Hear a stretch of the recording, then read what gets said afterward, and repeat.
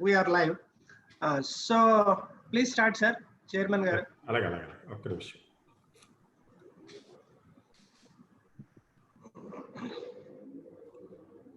ఇంకొక 2 minutes time ఇద్దాం sir. కొంచెం 38 వచ్చారు, ఇంకొంతమంది వస్తారు కదా. అంటే అంటే మామూలుగా రొటీన్లో ఏంటంటే ఒక హాఫ్ అన్ అవర్ ముందు కాస్త రిఫ్రెష్మెంట్స్ అవి ఉంటాయి sir. So normally we use to have 1.5 hour before అందరూ వచ్చేస్తారు. Now that being technical things అందరూ ఆన్ డాట్ రావాలని చూస్తారు. కొంత మళ్ళీ టెక్నికల్ గ్లిచెస్ వల్ల కొంతమంది లోపలికి రాలేకపోవచ్చు. Never mind. Yeah. అందుకని 11:05కి విల్ స్టార్ట్ ఎగ్జాక్ట్లీ అండి. Yeah.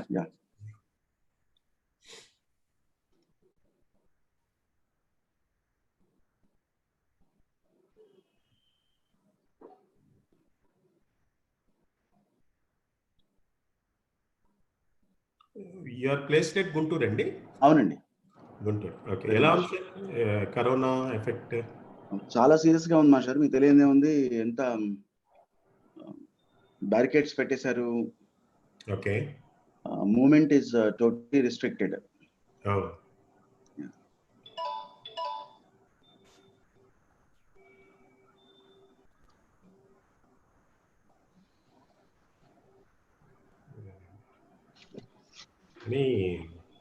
టోటలీ పాండమిక్ ఏమో కానీ టోటల్గా హ్యావెక్ క్రియేట్ చేస్తామండి. కరెక్ట్. కంట్రీ టోటల్ ఎకానమీస్ అన్నీ కూడా కొలాప్స్ అయిపోతున్నాయి. అవునండి.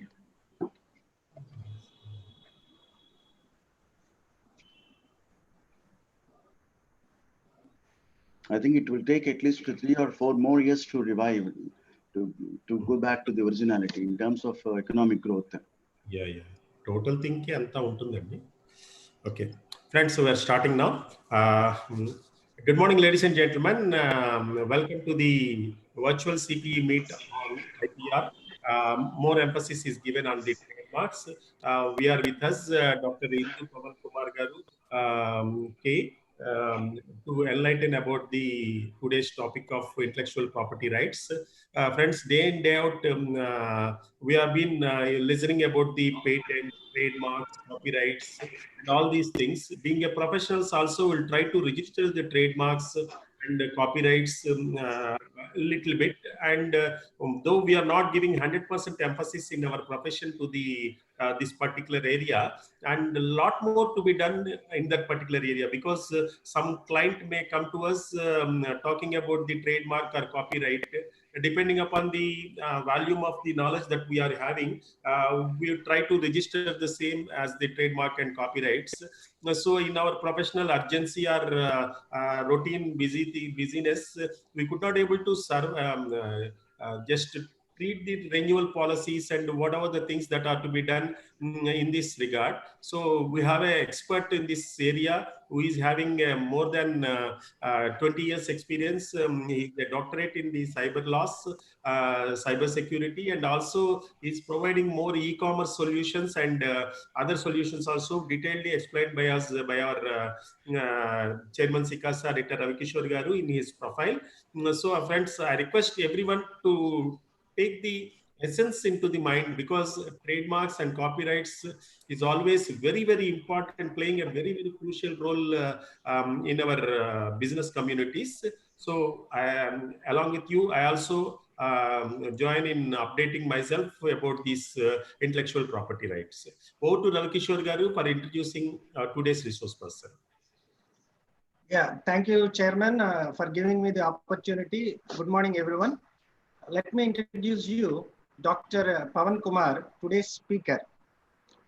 What I will do is I will give his brief introduction in a nutshell, and we will be sharing his profile with you.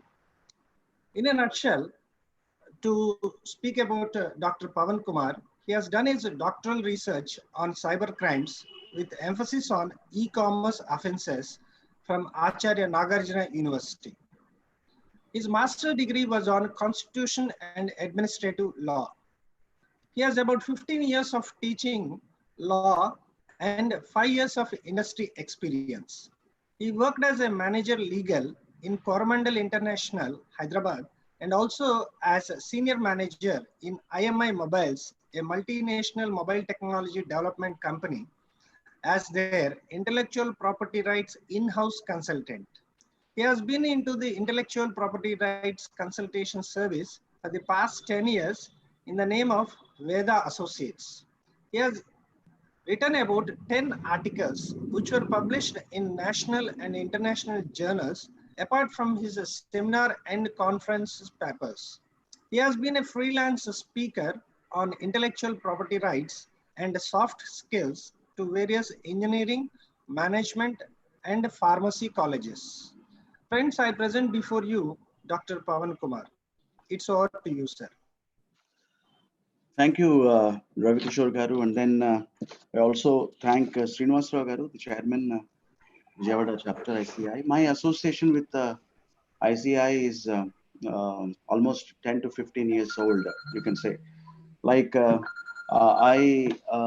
I was there in Hyderabad, working in Governmental International as well as in IMI Mobiles, ICI chapter Hyderabad used to call me for guest lectures on various topics like intellectual property and all that. And also I have been visiting guest faculty to Warangal chapter. And for the first time, in fact, being introduced to the Chartered Accountants of Vijayawada chapter as well.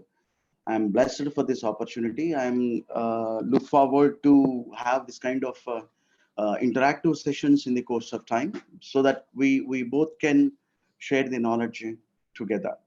And with all due reverence and respect to all the learned professional colleagues here, I wanted to make few disclaimers here. Point number one, I'm not going to talk about any specific act like trademarks law or copyright law, any specific law as such. The objective of this session is to provide you a overall view on intellectual property. So I would not be talking about the section-wise analysis, not going into the section-wise analysis of trademarks or copyrights or patents or geographical indications. Number two, I would not be bogging down with the too many case laws. I do refer to the case laws, but as examples here and there. Number three,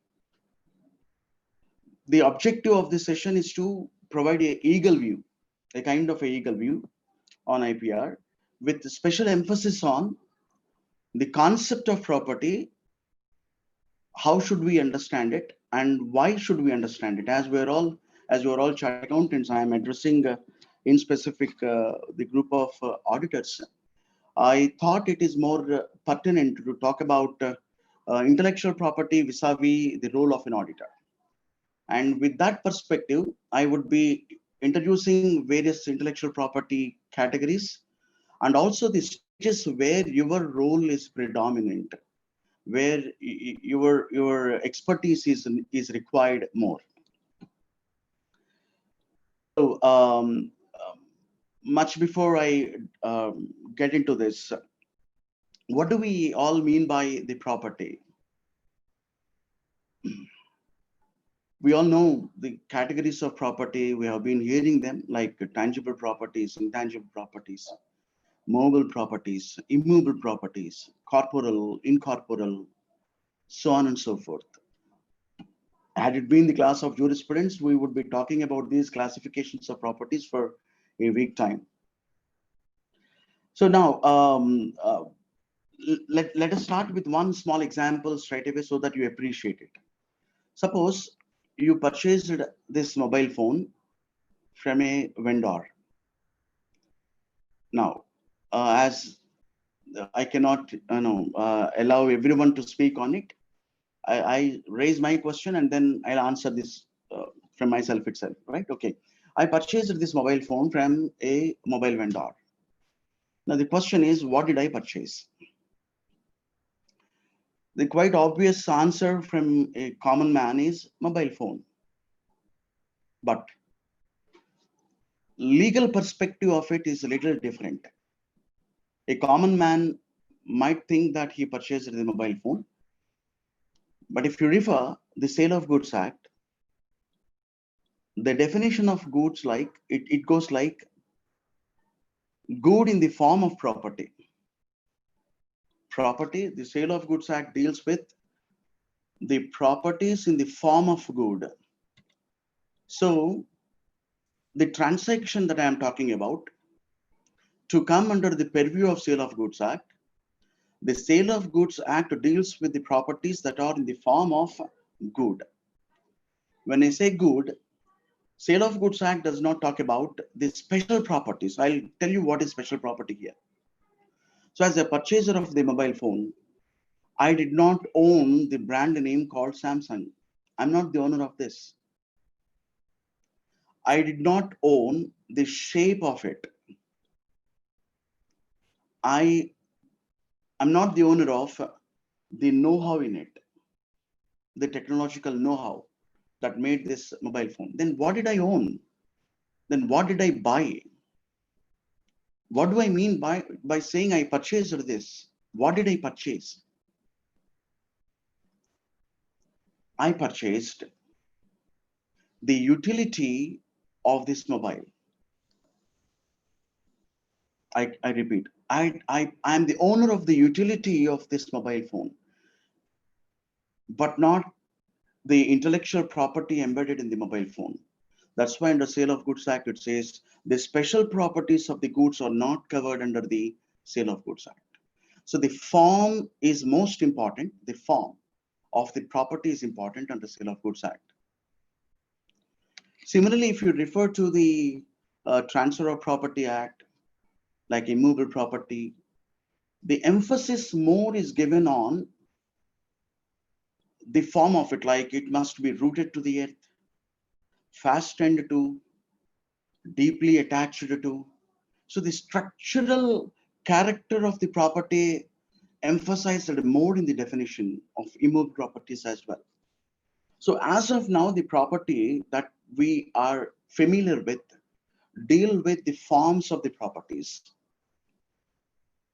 But of late, a new concept of property has come up that does not give much emphasis on the form of it, but rather the contents, what formed it. To put it a little more loosely, say I purchased a textbook. What did I purchase there? What did I purchase?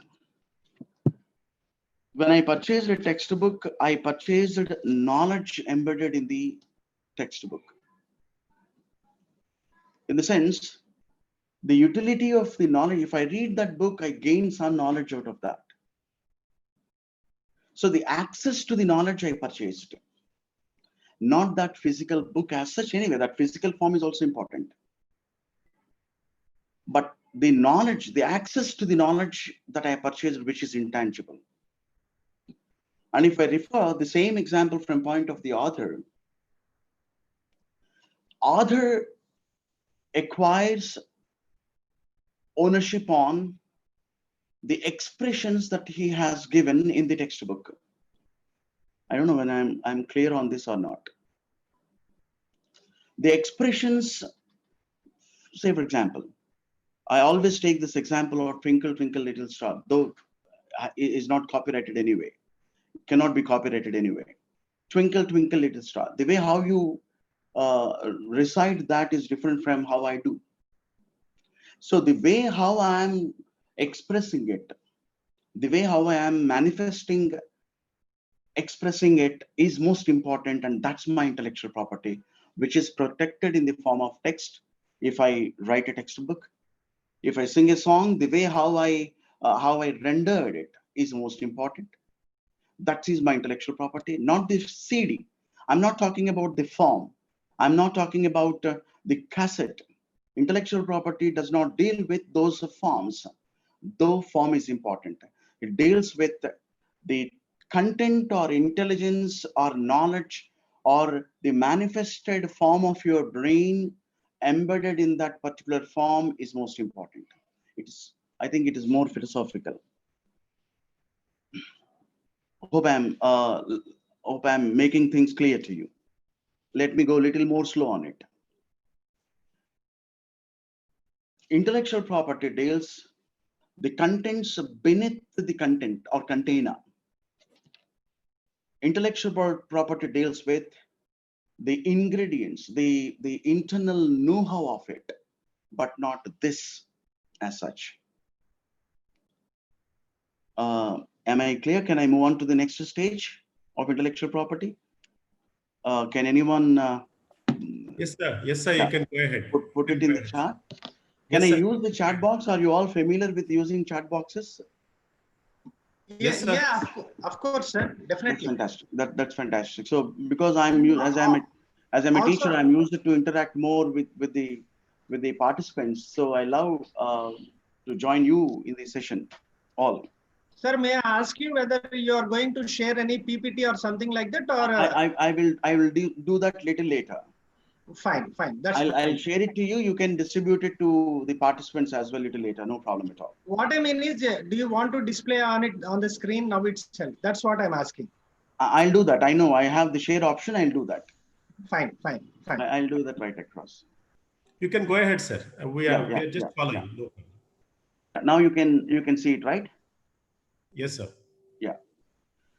So because it deals with a little more in detail of made for the students. So I quickly wrap up with some of those slides so that you can appreciate it. Yeah.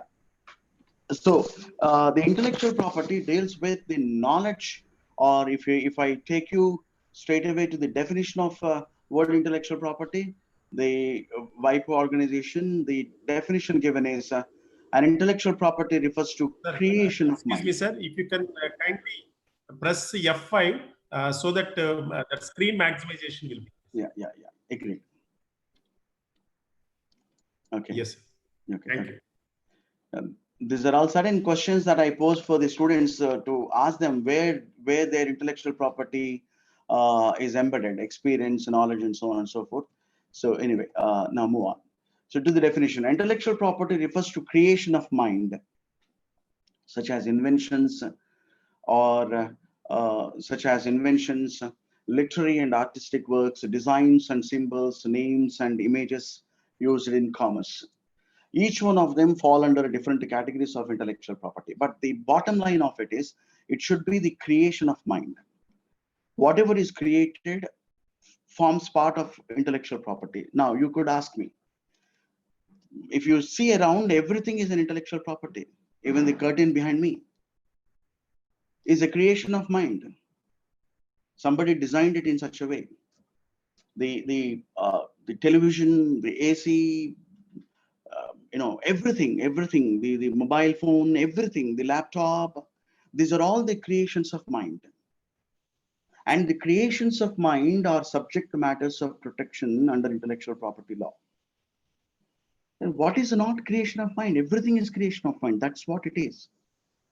That's why it is important for you and me to know about intellectual property, because intellectual property, the scope of intellectual property is much more wider than any other property.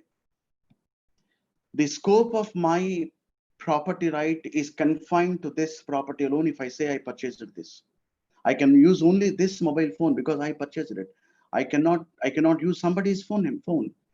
So there is a physical restriction, limitation on your ability to use. But whereas in case of intellectual property, whatever you see manifested world is form part of intellectual property. So your and my role of identification of intellectual property and protecting it is much more wider.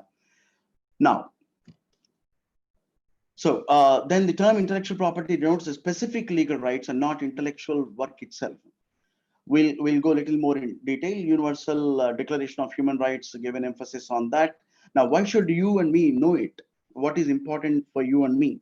Point number one, if you see the audited financial reports of the companies during 1990s to 2000, the intangible assets, the percentage of the intangible assets is about 25 to 30%, not more than that. But off late, the contribution or the share of the company's asset values is more to the intangible assets itself. Now it is about 85%. So almost 85% of a company's asset is based on the intangible rights like intellectual property. So it is necessary for you and me to understand what is intellectual property and protect it for the benefit of our clients. That's one reason why we should know it. Second reason is the scope of intellectual properties is much wider. Like in terms of you know stages where the intellectual property can be identified, the scope is wider. It is enduring. When I say intellectual property is enduring, what I mean is it is an everlasting, unending, perpetual. It may be surprising. One perspective of intellectual property jurisprudence is that intellectual property is time bound, because trademarks are given for years, patents are given for 20 years, time bonded. They are not perennial, perpetual, and everlasting. But to me, intellectual property is ever enduring asset. I'll tell you why and how. How you and me can make an intellectual property enduring asset for the client, though there is a time limit given. So it's enduring asset, most important and pertinent. Now, and it is also relevant for the entire mankind for the reason that, once again, excuse me. It is, you should excuse me for this kind of interferences. Yeah, it is most easily registrable. This is third important thing. It can be registered, it can be protected, and the value of it can be preserved. When it comes to value of intellectual property, it is you people who are going to do it, the valuation. And valuation and preservance comes by a process of intellectual property auditing. And with the advent of information technology and artificial intelligence, IoTs, data protection laws, intellectual property scope is growing exponentially. Now, if I say like this, if I put it like this, your thumb impression could be your property. In the days to come, you are going to see that even mechanisms to register them. Your smile can be protected in the days to come. Your skin complexions can be protected. The way how you speak also can be your intellectual property. Your data, manifested in the form of digits, can be your intellectual property for protection. Now we already know it, that your email ID is your intellectual property. Your mobile number is your intellectual property. Your identity, Aadhaar card numbers are your properties. So everything is getting closer and closer to the intellectual property regime. So it is all the more necessary for you and me to know about intellectual properties. These are all why intellectual properties I have given. They provide exclusive rights, registrations, enforcement. I share it. You can read it very comfortably. And for a common man, for your client, the benefits are like, without copyrights, the multi-billion-dollar films or industry but perhaps could not have come into existence at all. Without patent systems, without copyright systems, the research work that is going on across the globe is not possible, because for your intellectual property, obviously the protection and value is done. Now let us see what are the kinds of intellectual properties we have. Patents we have, like innovations for procedures. Say, if I invent something, what do I mean by invention? Is it that the things fall from blue? Is it that everybody needs to be an Einstein? No. Already existing process. Say, for example, there's a process for manufacturing of a cycle or bicycle, and if you invent a procedure that reduces the manpower, reduces the time that is invested in making the cycle, and also the cost of the cycle. The process of making cycle as you designed can be intellectually protected. If someone can stitch a shirt in a lesser time, in a more comfortable way, that process, yes, can be protected under patenting. Or if you have invented a new product altogether, a new product which was not existing before, or you made a few modifications to the existing product and made it altogether a new product, more convenient, more easy, more accessible, and more beneficial to the public at large, yes, this product that you have invented can be patented. So product patents we have, process patents we have. We have patents for the medicines. It's a huge concept altogether. Now the entire world is behind this process itself of inventing a new drug for copyrights for the COVID. Now coming to the copyright versions, what is this copyright? For all your cultural, artistic, and literal work. Now you see the designs on the screen. They are called artistic works of the authors. If we can draw a meaning from and out of those, those drawings, perhaps that can be copyrighted by the one who drew it. And this PowerPoint, what you are seeing now, is copyrightable because that's a literary work. A textbook, a painting, a photograph. A person takes a photo of certain things in one way, and the other takes a photo in the same thing in the other in other perspective or in other way. So the way of expression is protected, differs from person to person. That's why the way how I teach, the others will not teach. The way how others teach, I cannot teach. The way how you draft and write, the others cannot write, because your manner of expression, we are embedded with that intelligence. God made each one of us with that intelligence of expression. That expression is our human mind's expression, that is protectable. Similarly, coming to the trademarks, the sign, your chartered accountant's CA, the device, we call that as a device. That device is the intellectual property of your institution. And I cannot copy that, because people identify you in the sense, your qualifications, in the sense, your caliber, in the sense, your ability to perform certain things will get identified with that logo. You get to see people keeping these logos on their car, bike, vehicles, and all that, because they are identified. They want to be identified with that particular logo or brand. And if I copy that, and once I copy it, obviously I cannot provide a similar amount of expertise. I cannot deliver with the same expertise as you can. So obviously, I provide a diluted service, but using the same logo. That is called deceiving. That's called passing off. That's a crime. Under trademark law, I can be sued by you because you are the owner of that brand. You can sue me for deceiving the market, for confusing the market. So that's about trademarks.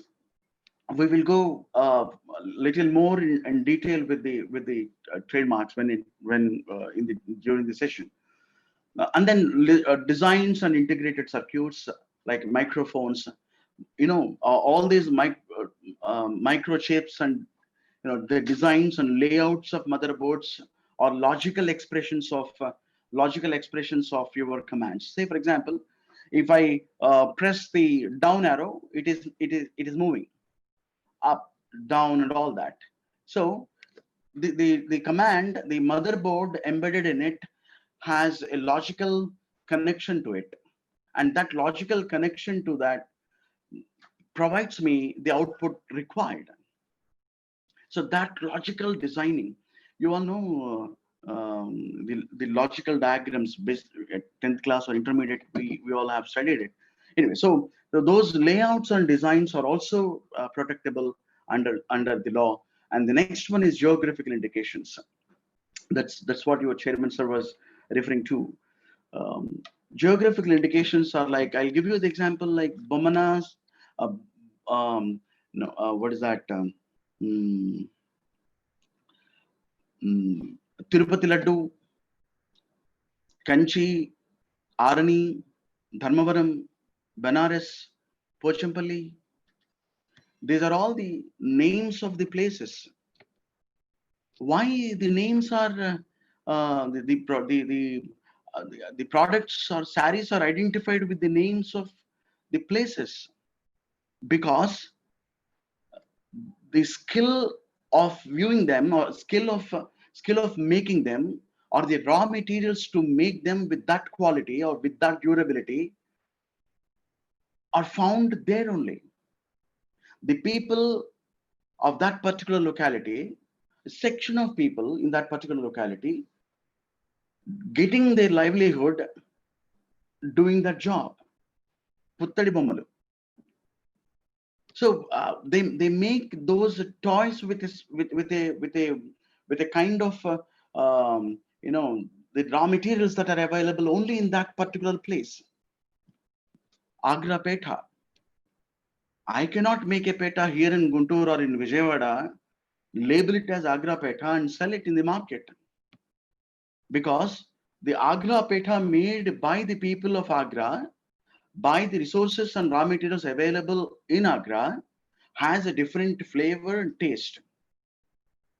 And I cannot be deceiving them. Tirupati Laddu. I make Laddu in my house and then sell it as Tirupati Laddu. It has its sanctity embedded in it. Tirupati Laddu has a sanctity, and that sanctity cannot be violated. So those are called geographical indications. Who is benefited out of it? We know the indigenous people, the people of a specific locality, depend on certain categories, certain ways of businesses, and we need to protect them. They are not into the mainstream of economy. They are not connected to the mainstream of economy, unless some or the other mechanism is devised by law, whereby these indigenous people can be connected to the national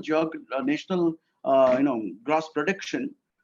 Then only their contribution can be additive to the nation's growth. This is one reason why geographical indications are identified, and the people right of those people are identified.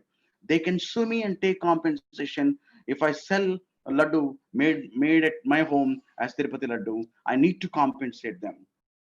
So geographical indications protecting the indigenous and local people's business caliber talents. And India is full of that. Similarly, trade secrets. Confidential business informations, we keep them secret. We can register them on Trade Secrets Act. Like the certain of the beverages, the components or ingredients of beverages are put under trade secrets. They are registered under that.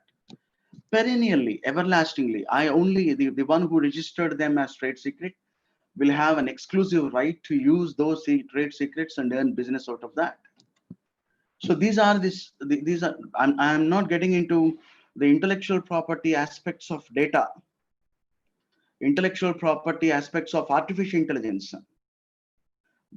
That's again a huge area where we can discuss. In the days to come, we are going to see our clients coming to you and me and asking to register their data under one or the other intellectual property legislation. As of now, we don't have any intellectual property category to protect the data. All the data, confidential data, is brought under trade secrets itself, and we are managing our business under that. Hope I'm making sense, and hope I'm audible to everyone. Can I hear from someone? Yes, sir. It is audible, sir. It's perfect, sir. Please go on. Thank you. Because we always take the inputs from the students also. Okay. Now coming to the point. Fine. These are you can read it. Copyrights. I already told you what it is. Now, yeah, these are the how long they are protected for 60 years and for 10 years. Copyrights and slogans. Now let us talk about what is a trademark. What it is and how is it relevant to you and me.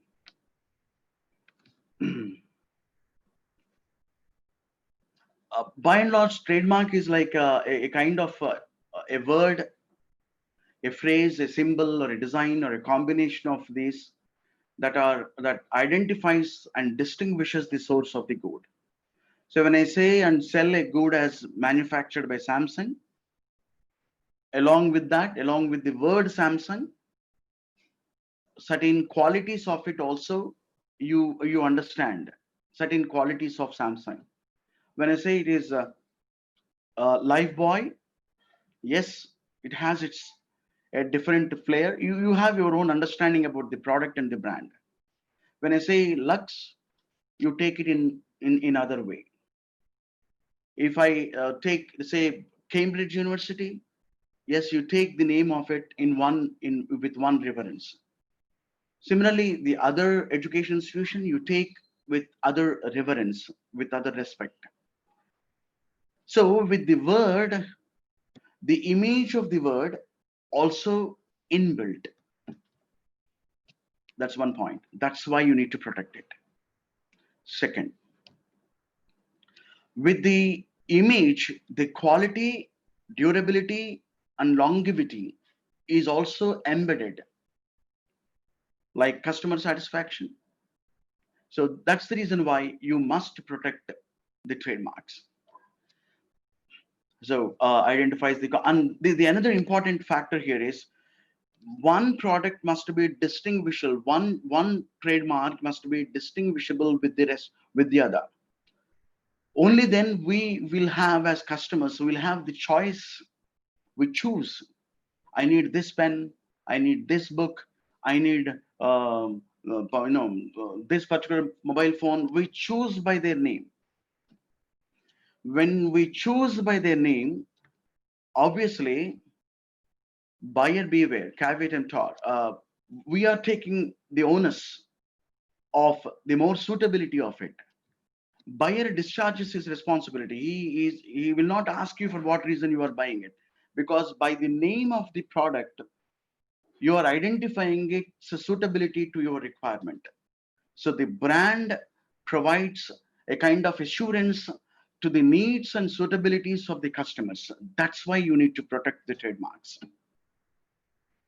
Say I want to buy a cycle, I go to a cycle vendor and ask him to give me a cycle. Then he would certainly ask me which cycle you want, because for each category of the purpose of the cycle, the brand names and the designs and the models are different. I cannot be buying an ordinary cycle to participate in a race, because the design of race cycle is altogether different from the other designs. And along with that, the brands also carry with it. The purpose is involved in that. So you must protect the trademarks. Now, what is the function of it? These are all the functions of trademarks. Indicate the source and origin of the goods and service, help guarantee the quality of goods bearing, creates and maintains the demand. That's business element that you should understand. For the maintenance of competition and the customer satisfaction, brand name protection is most important. Used as a marketing tool to build the brand, can have great value to a company, so on and so forth. Now, what is and how do we register it? I'll now share the website so that you can appreciate it. Yeah, trademarks can come into being through actual use. This is most important that you should understand. Say many clients approach us and ask, sir, I want to use XYZ as my brand name, can I use it? You also might have confronted it. XYZ is my brand name. I wanted to use it. Can I use it? Fine. What are that you should do? Before suggesting him, yes, XYZ can be registered by you. What is that you should do? That I'm going to explain it to you now. And what is the importance of trademarks if it is registered? What brand, what logo that it gets represented? You know, TM. I think somewhere I have mentioned it here. No, I did not mention it. The moment you apply for the trademarks, see, you put it as TM. I don't know, somewhere I did not mention it anyway. You put as a TM and then keep it in encircle. When you have applied for trademarks, you ask your client to put a TM and put it in encircle form on the top of the brand, because that operates as a kind of notice, constructive notice to the public at large. When your client starts using the names or the brands or the logos or the designs with the TM in encircled form on the top right hand side of that brand, that means you are indicating to the whole world that this brand is my intellectual property, this is my trade name, please do not copy it. This is what constructive notice is about. You need not to give a kind of a public notice in the daily newspaper to everyone that I am using this as my brand name. No, law assumes that it is a constructive notice. So the moment your client chooses a brand name and you apply it in the trademarks office, you must ensure that TM is put, because that applies as a constructive notice. This is one advantage. So what happens if constructive notice is given? What does it mean? If constructive notice is given, that means the whole world stop imitating it. When I say stop imitating it, what do I mean by that? You cannot imitate the whole word. You cannot imitate in terms of the spelling of it. You cannot replicate the brand, my brand name, literally or by look and feel. When I say look and feel, what do I mean? You have a CA, your logo. Can I change the color and use it? Can I change the font of that and use it? Most of the people do ask me this. I put the CA Vijayawada. Will that become my brand name? No. You cannot change the color or the font of it and own it. You cannot do that. So you don't imitate the exact text of it. Don't copy it in exact literary. Second one, don't copy the look and feel.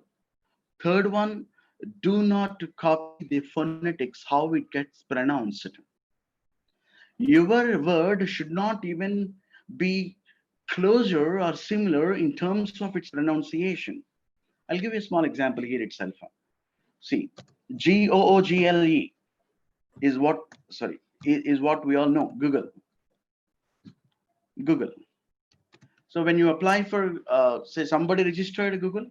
Now if somebody approached you, your client wants this brand. He wants you to register this Google and Google.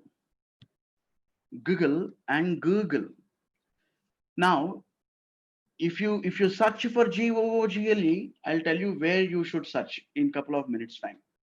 Google, if you search this one, intellectual property office or server says it, no identical word is registered, you please proceed. When you search for the word of it, when you search for the phonetics of it, you will come across Google. So you cannot be coining a mark or a brand name which is too close, phonetically similar to the already existing brand names. It must be phonetically distinctive. These three notices have gone to the world at large by putting TM in the encircled form. That's a constructive notice. Next one. The third important thing is the registrant's exclusive right. What do you mean by registrant's exclusive right? It provides, when I say exclusive, I mean, stopping interference of the whole world. That's what exclusivity is about. unless you permit someone to join in, unless you permit someone to use it, license it to someone, nobody can use it. It is your exclusive right. And it is given to you for 10 years. And you can keep on renewing it perennially, everlastingly. As long as you are doing that business, you can continue to use that brand name forever. This is an exclusive right.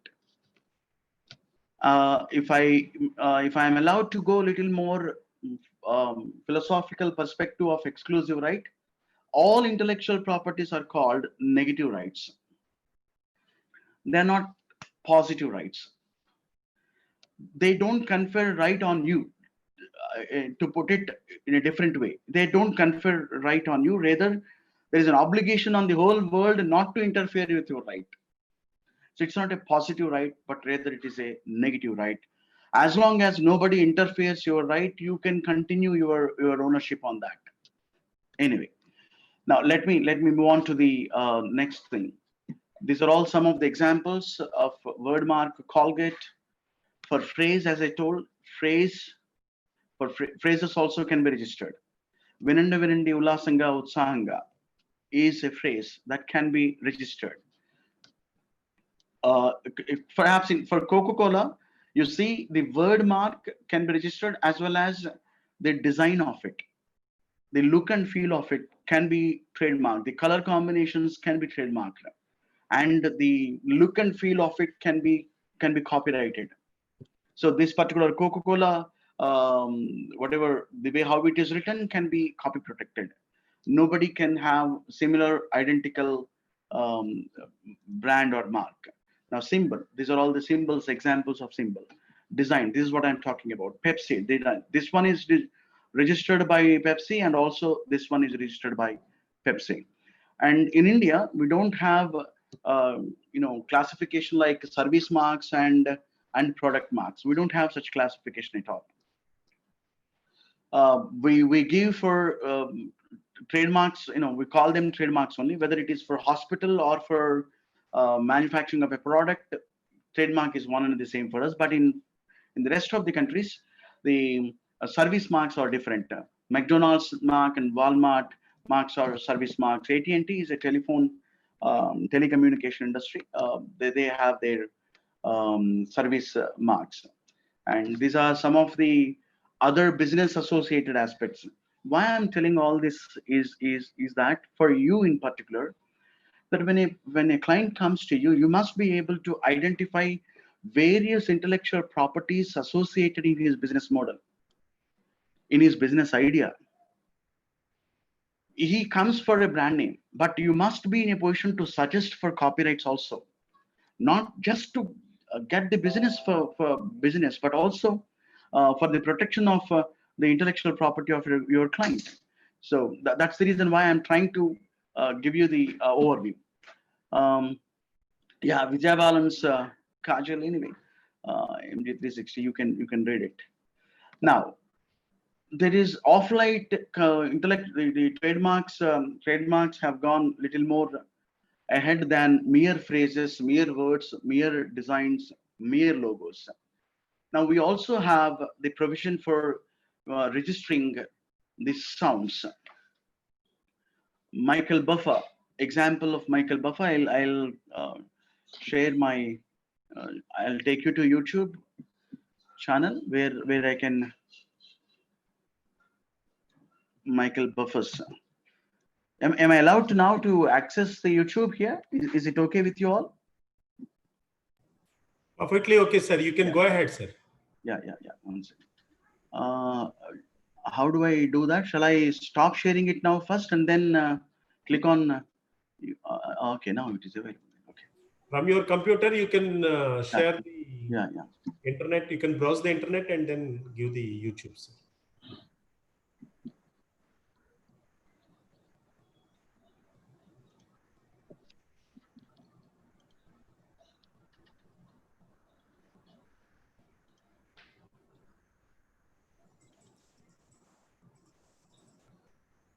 How can I stop share this one? You can put the into mark in it. Into mark, you just remove the things, sir. Now, can you see the screen anyway now? Yeah. You have to keep your computer on, sir. Then only we can able to view your YouTube. Okay.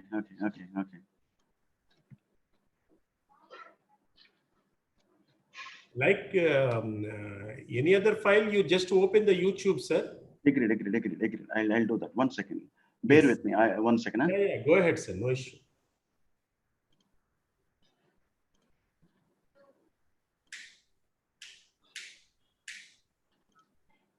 I think it is available here itself.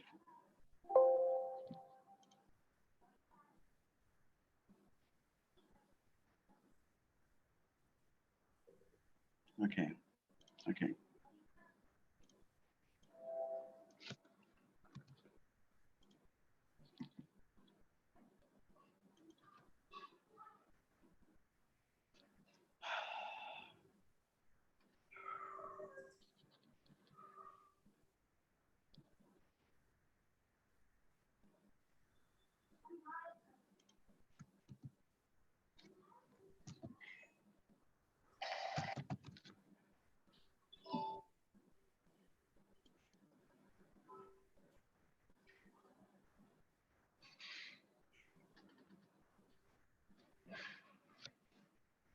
Oh, I think it is taking a.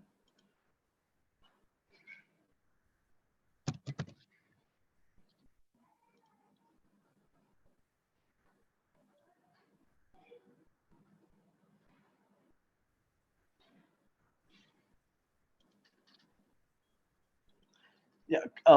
Can you see this video now? No, sir. Yeah.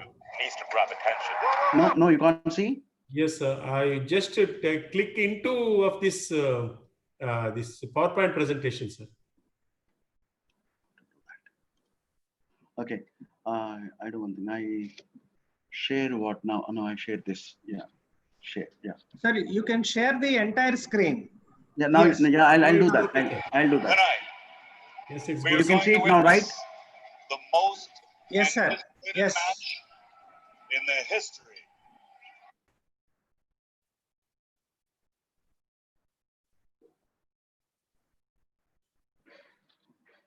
of professional wrestling. Tonight, we are going to witness the most anticipated match in the history of professional wrestling for the heavyweight championship of the world. Are you ready? Wrestling fans, are you ready?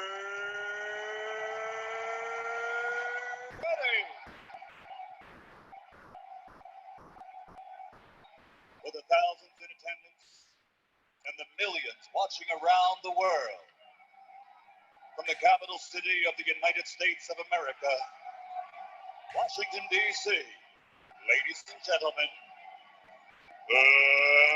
let's get ready to rumble!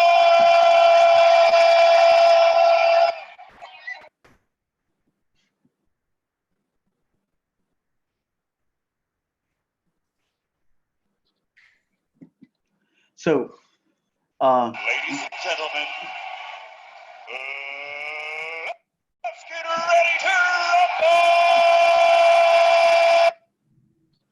now, what did you observe there? Now you can see the screen right now. PPTs you can see, right? No, sir. Okay, new screen. Okay, share. Now, Yes, sir. Now okay. yes. F5. Now you heard how the Michael Buffer was saying, "Let's get ready to rumble." The way how he pronounced the word rumble is protected as his brand name. Can you believe it? The sound the sound is protected as his trade name. Somebody attempted to copy the same, and he filed case on them, and he won the case. He said, yes, this is my way of uttering it, and I am known across the world for this very pronunciation of it. For the way of my saying it is my brand image. How can someone copy it? Court held, yes, the sounds also distinguish one brand, one way of providing service with the other. So this is one example for the sound marks as being registrable for your clients. Similarly, the other sounds like MGM sound, the roaring sound of a line, the Nokia sound, they're all audio files I have, but anyway, you can easily understand it. The Nokia sound mark, when 2 or 3 phones are put on, you can easily identify which one is Nokia's and which one is Samsung, because sound identifies the brand of it. This is also one of the emerging areas of intellectual property where you can concentrate on. Now you can ask me, how are we going to register? What is the manifested form of this sound? You all know the sound waves can be potted down on a piece of paper. There are various machines for that, and that particular sound can be registered. You will find this. Tuning fork sounds in one way, flute sounds in another way, violin sounds in the resonances have can be protected under trademark law. This is what this is here. These are all the case laws, and these are some of the application numbers. You can refer them and try to find out what is given there. And also the fragrance, the smell also can be trademarked. There's an interesting issue here. This one. If you type this register number of a smell mark, you will have a very good explanation for this. I applied for registration of artificial common scent, such as the strong scent of bitter beer applied to flights of darts. Flights of darts, you know, the darts, we play darts. And to the flights of those darts, on the backside of those darts, you will find the flights. And to those flights, a scent is applied. When players are, using the darts, the flights will be very close to their nose. The fragrance that comes out of that gives a kind of a fresh mood for them, and they can focus more on the play. And that's why they have applied a fragrance, a scent to the flights for darts. And court said those are absolutely valid trademarks. The scent can be trademarked, the smell can be trademarked. And the other example I have given here, please read through them comfortably, leisurely, and these things will be shared. Similarly, this is what I'm referring to. Trademark, once you apply it, you put a TM. Once registered, you put R in a circle form. There is no SM message in practice in India. Service marks, there are the service mark practice in India. We put TM only. Now, how should we identify the trademarks for our clients? What should be the bottom line of selecting proper trademark for our client? First one. See, the more generic it is, the less it is protected. The more fanciful the name, more protective. So the value of the brand name comes on what kind of brand that you have chosen to. For example, say zip is a kind of a generic word for zips. For the manufacturer of zip, if you put the word zip as its trademark, it's a generic word. Like hotel, quite generic. If anyone has any idea on this, you can put it in the chat box. I appreciate it. So these quite generic words. The words like Lord Shiva or Lord Ganpati are anyway prohibited, because you cannot commercialize the names of gods and goddesses, because the Names and Emblems Act also prohibits the same. And national emblems also you cannot use. The national figures, names of national figures, you cannot be using for your brand names. So apart from the Names and Emblems Act restrictions that are there, these are also most important for you to understand. So avoid generic names like hotel, etc. Day before yesterday, somebody had approached me for brand registration like um, model hotels. Model hotels. Model hotels cannot be a brand name at all, because model is a generic word and hotel is also a generic word. But sometimes combination of two generic words could make a distinctive mark for your client. Combination of two distinctive words, provided they represent it in a different way. For example, then I suggested them to put it in a logo, design it as a device, not as a word, because word cannot be protected because that is a generic word. So put it put it in a kind of a device, in a kind of a logo, so that it gets a separate, unique identity or a meaning for it. Apart from the meaning that is generically drawn to the word model, apart from the meaning that can be casually drawn from the word hotel, your brand should provide a different meaning. Then you had put a chef, the hat of a chef, or two spoons across it. Various designs he come up with, and we have selected one and we are going to apply for it. The point I'm trying to tell you is, if your client comes with a generic word, try to make it more meaningful and try to take from generic nature to fanciful nature, from this bottom line to this fanciful nature. So avoid generic words. Similarly, descriptive.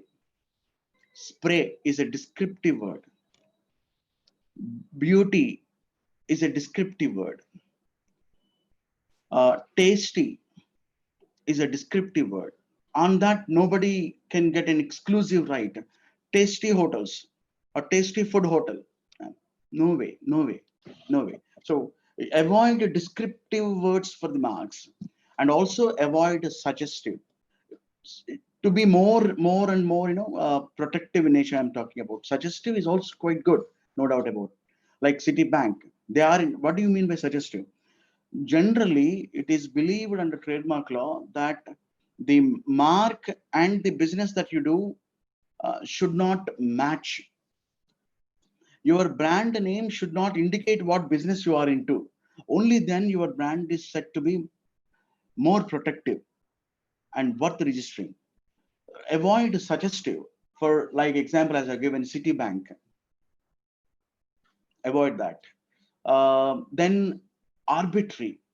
Little more important, little more protective is choose arbitrary marks, like Apple for computers. In what way they are connected? The brand Apple, that too half eaten, and the computer, there is no connectivity at all. This is the beauty of Apple brand. So is so valuable for us. So arbitrary, and the most protective, most important is fanciful. Let the mind of your client draw fanciful words for his business, like Exxon. You cannot identify what product it is about, whether it is a product or a service. You don't know, you cannot imagine, you cannot draw any conclusion. It should be such a fanciful one. If it is such fanciful one, it is for sure get protected. So when you are advising your client, see that the generic words are avoided, or descriptive words are avoided. From suggestive, you can land on suggestive onwards are protective, and there is a chance for you to win. Now, how do we search, and how do we identify the goods and good appropriate classes? Let me again go back to the website.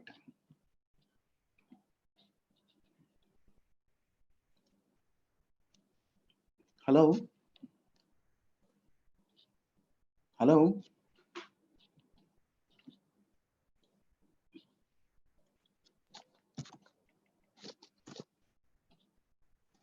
When you are registering your company names also, perhaps you might have done all this. Yeah, I'll click on. Can you see the website now? No, sir. No, 1 second. I'll show it now. Share the screen. Which one you want me to show? E-gateway, yeah. Now I think you can see, right? Yes, sir. Yeah.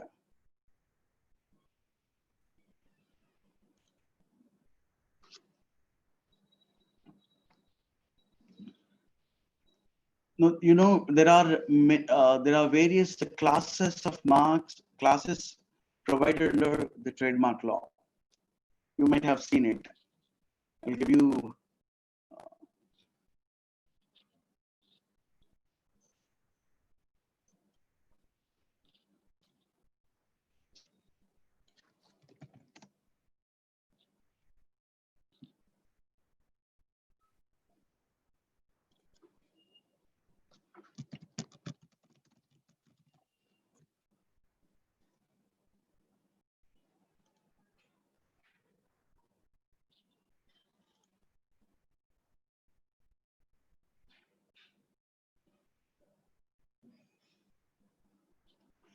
So these are the product classes that you can see, and these are the service classes that you can see. So if a client comes to you, you can obviously ask him what kind of business he is into. If he's into manufacturing, production, distribution, then you must choose one of these classes up to class 34. And for services, you have from 35 to 45. His business should fall into any one of these categories of classes. And to me, with my experience of intellectual property in specific trademarks, the most typical way of, the most generally people do blunder in choosing the classes itself. In that case, what I do is, there's a website called India Filing. You all know it, right? India Filing.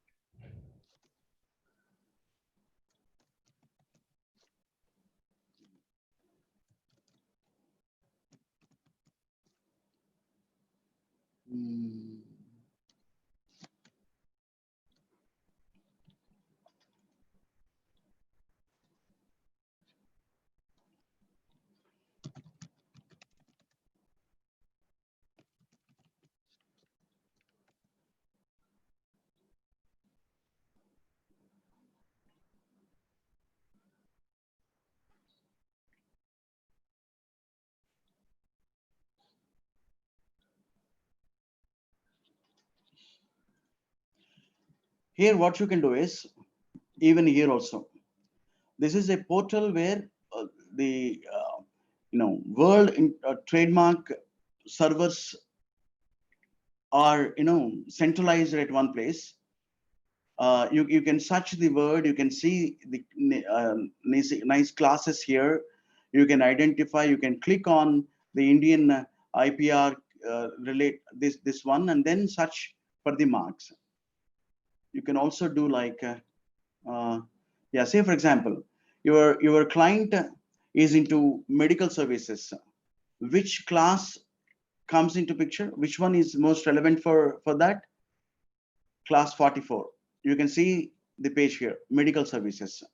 Suppose, and if he's into education, then obviously class 41. Let me take this example and search for, if he is into legal services, then what happens? Class 45. Let me search for a word here. Let me search. I am searching word. I'm searching word.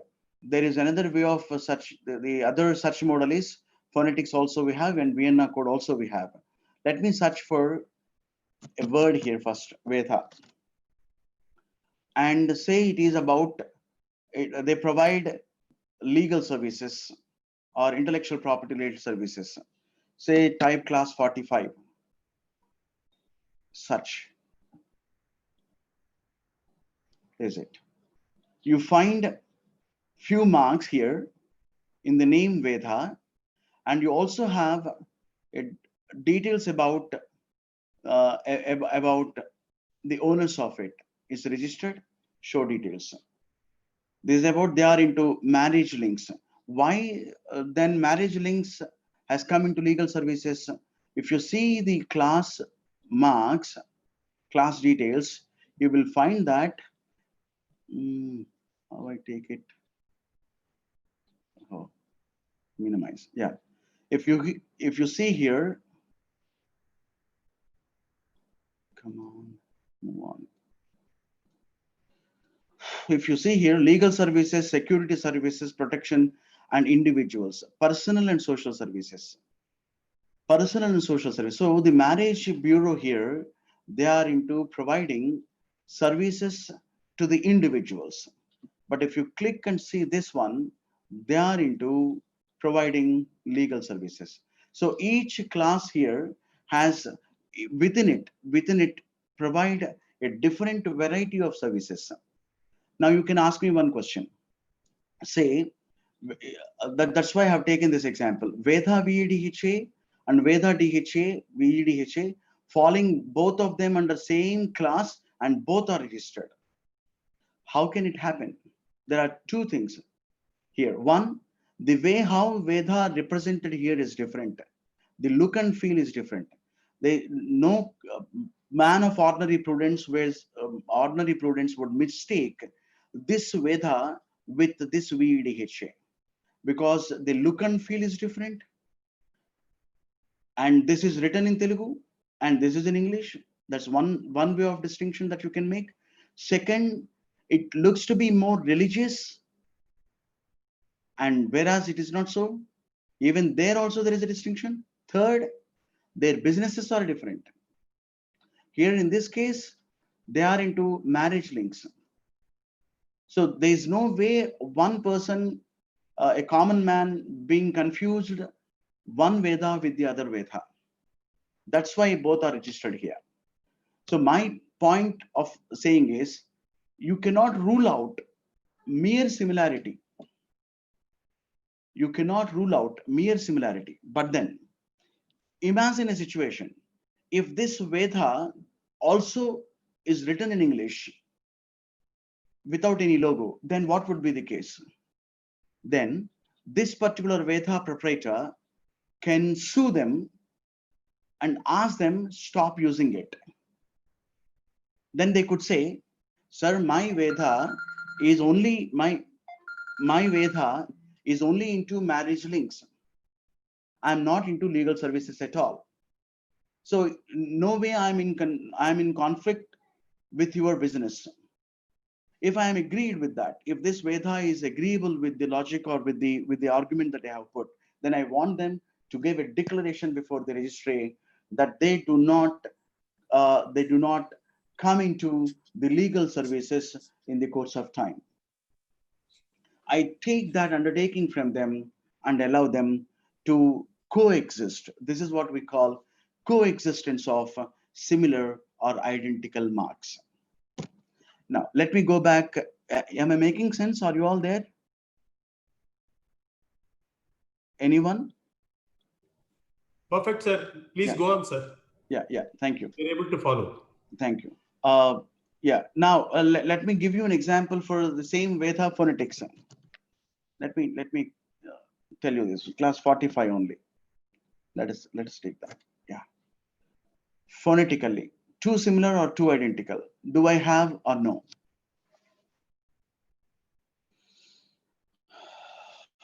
See how many we have.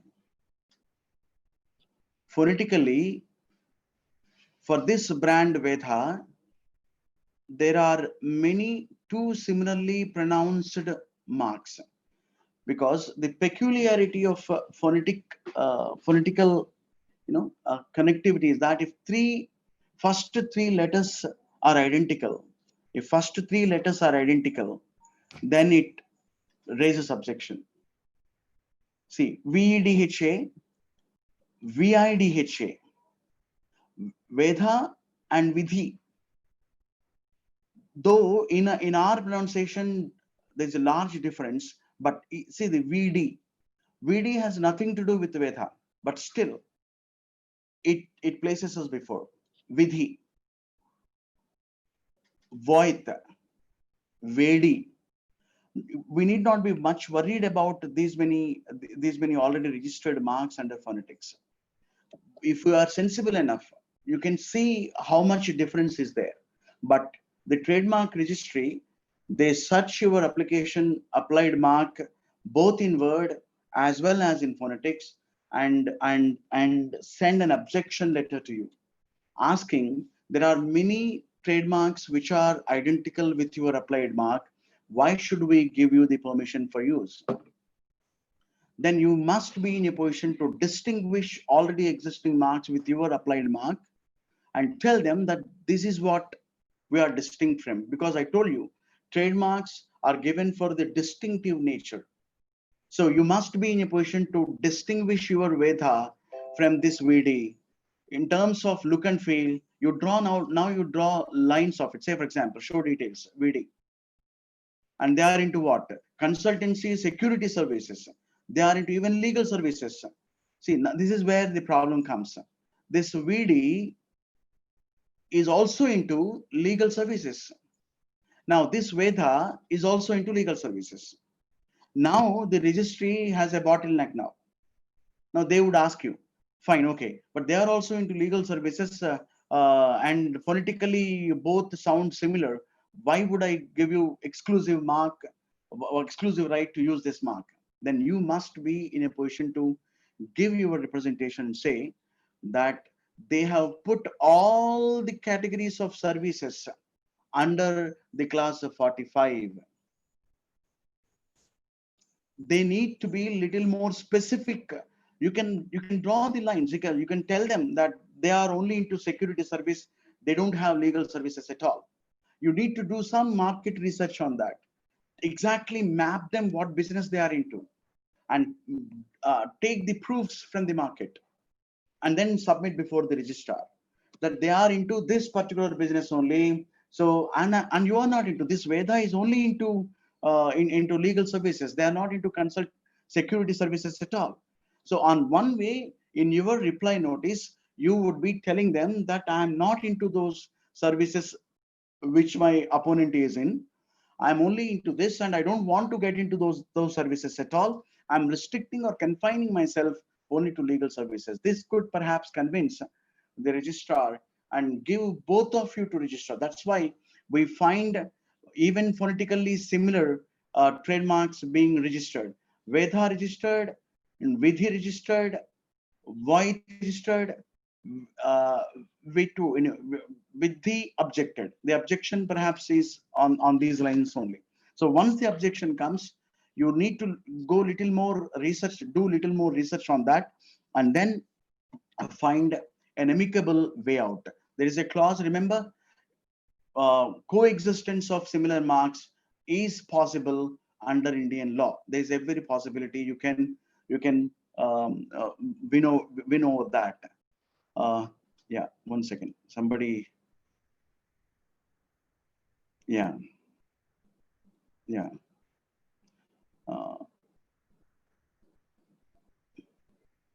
Yeah. Correct. I'll give a live example now. Okay. Anyway, fine. So I'm just checking whether there are any questions relevant. Yeah, they want me to give a live example for applying for trademarks. I'll do that. Yeah. Moving on for the next one. How do I new share? Yeah. Where is my? Yeah, this one. Share. So the more your mark is fanciful, you can win the trademarks.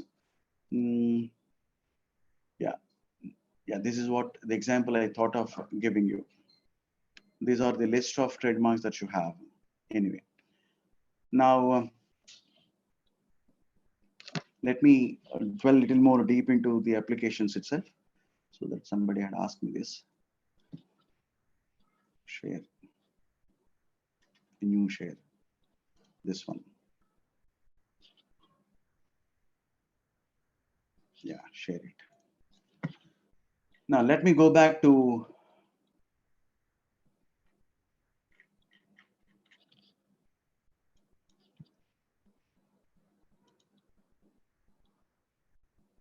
this is what phonetics is about. And now how do we file? What are the elements that you should keep in mind while applying for it? See, when it comes to filing, basically, as I told you, we need to search for the registrability of the mark in terms of its fancifulness, etc. You also need to check Names and Emblems Act. Similar exercise you must be doing for registering a company. Offhanded, let me explain you this. It's some partnership firm, ABC partnership firm. They want you to register ABC as the partnership firm, and they approach you. Obviously, we write partnership agreement and then file before the registrar, and that gets registered. But there, what you can ask your clients is, you yourself also can do, search for the partnership name, availability of that partnership name, not only in the partnership registry, but also in the trademarks and the copyrights as well. Copyrights we come a little later. You need to search even in the trademarks, because I register, most of the people believe like this: if I register a brand for my partnership firm, nobody can copy it. No, your partnership name is registered only under the Partnership Act. You may or may not be doing the business in your partnership name. You may have your own brand name for your products. You may have your own fanciful name for your website. But all those names must be registered under trademark law, because this has happened with one of my clients. He has a company by name XYZ. He registered it as a private limited company, and he's doing his business. Somebody registered that particular company name for a product falling under the same class. Now, the question before us is, company registered with a name under company law with the company registrar, can they sue on that particular trademark owner or product owner for copying their name? Was the question. Any clues on that? Anyone want to respond on that? Anyone want to respond on that, please? Hello? Sir, actually, everybody has got muted, sir. Okay. That's why they could not able to unmute themselves. Okay. Only thing is, because the trademarks that what we are telling this, mainly the trademark registration is having separate status over the things. It's altogether entirely different thing, nothing to do with that of the company names which are registered uniquely by the register of companies and all these things. And excellent. So XYZ several products, and several products is having several trademarks that should be registered separately and should be tracked as and when the things are happening. Yeah, so there is no violation. Yeah, of course. So here, company name XYZ and product name XYZ, though falling under the same category of class, you mean to say there is no violation at all? No, thing is, if that particular company is not registered that particular trademark, so another company has registered this trademark, having say over the things. Definitely, they can register this trademark. The company might have registered their name as a trademark long back. The bottom line is that company must have registered that name under trademark law also. Otherwise, they cannot protect their name as their brand name. Company's name does not by itself become its brand name. Company registration does not by itself become their exclusive mark to use. There is every possibility that somebody else could replicate it and you put it for that matter. A company's name can be used for the partnership firm with the given the legal processes of registration. Company registrar will not consult the partnership registrar, and partnership firms registrars will not speak to company registrars. So on the same name, there can be two business entities. There is every possibility. And at one point of time or the other, they may jump into the same business also, or may land in this with the same product or brand itself. There we may end up with a big debate or discussion, a legal suit. Who registered first? How much who invested on this brand name? Who invested more on it? All these terms come into picture. Perhaps a genuine user may lose his battle. So at the time of registration itself, whether it be for the partnership firms or for the society or for the company, make sure that those names are registered under trademark law also, so that you can provide a holistic protection of the intellectual property of the client. This is my one of the examples that I want to share from my experience. The next one. People do come and ask me to register the marks, prefixing and suffixing some of the generic words. Any example from your experience? Anyone can? I think you can allow them to unmute. If they have any question, also they can raise if they are familiar with that. Okay, sir, and that will becoming a mess, sir, because that lot of sounds will be from here and there. Last Q&A session, you can directly interact with them, sir. Okay. So fine.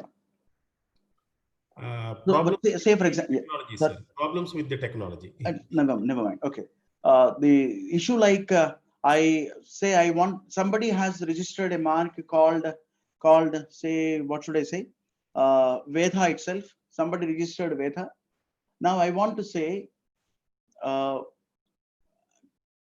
Veda or Vijayawada Veda or Veda India. Now these kind of generic names, generic words, prefixing or suffixing to registered mark will not give you exclusive title on that. It becomes very hard on the part of us sometimes to tell the clients to create a brand of their own. And I'll give you one more example here. There's a shop here in Arandalpet of Guntur. They are into, there's a pet shop, and they have come for registration. And there's a symbol of a pet dog to the name pet shop, pet stop. That's what the name is, pet stop. There's a picture also given along with the word mark, and they approached me for filing of it. I searched for the word pet stop, and it is available, 100% available. There is no too similar or too close. Even phonetics also I clarified.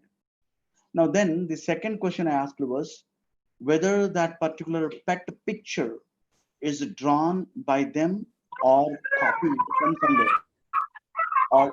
from somewhere. Then then he said, no, I have given it to one of the designers and he designed it. I asked that designer, asked him from where you got it. He said, I have downloaded it from a website.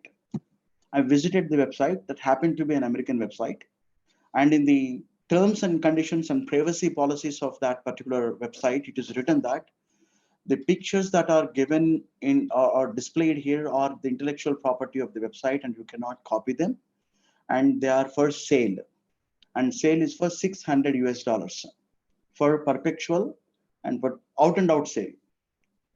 Then I said he copied it from a website which is for the commercial purpose. Without paying them, you cannot copy it.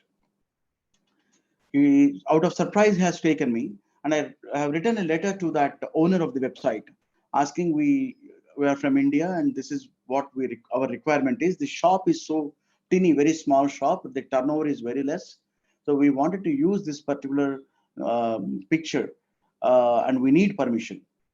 In reply letter, he said, for the first time, I'm receiving a request letter from an Indian company asking me to allow permission to use it.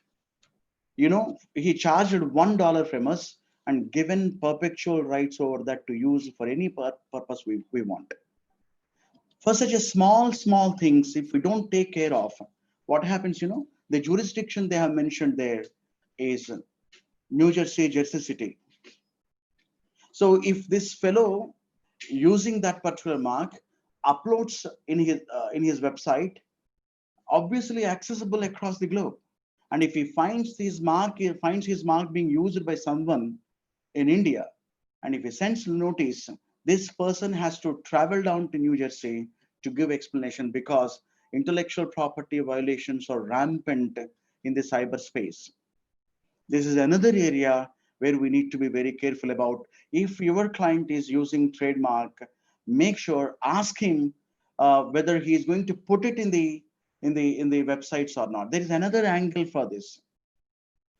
Say the websites like any commercial website where we can buy the goods. Amazon. Let us take the example of Amazon, where there is a disclaimer saying the brands or the products displayed here are not mine. I'm not owning them. They belong to somebody else. For no reason, please do not assume that these brands are owned by Amazon. That disclaimer is there. So if your client happened to be an online portal where buying and selling is taking place, and if he has a trademark and using the trademarks of other owners in his website, make sure that the disclaimer pertaining to this is also given in the website itself. So this is another angle of intellectual property vis-a-vis the trademark that you must be careful about. Now let me go to the application, filing of application. I don't know whether my we have time, maybe, or shall I move on to this question answer session? Sir, kindly see that one application is to be uploaded, how it has to be. Yeah, I'll do it right now. Yeah. Okay, sir. Thank you.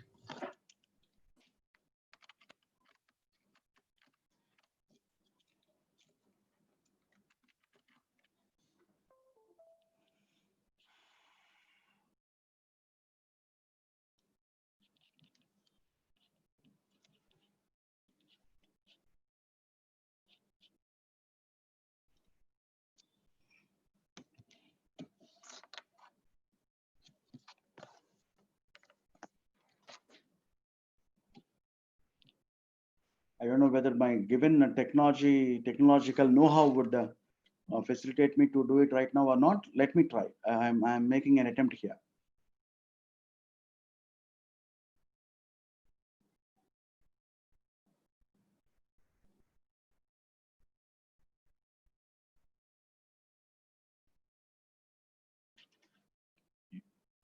You can see my screen, right? Oh, now I need to share it again. Yes, sir. Oh, 1 second.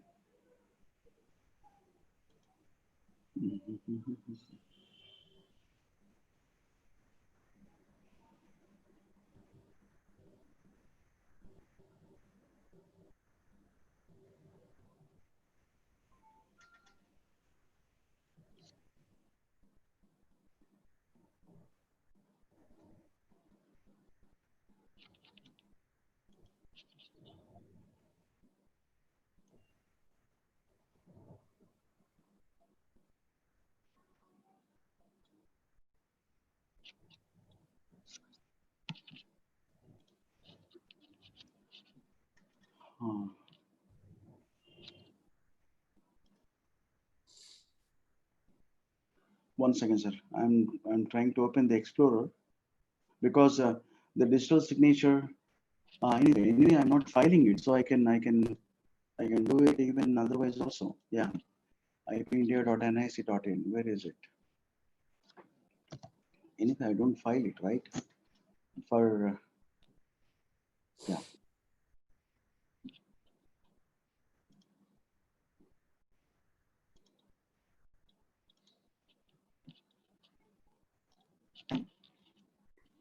New share. Yes, share. Yeah. Now you can see it, right? Yes, sir. Yeah. Comprehensive e-filing.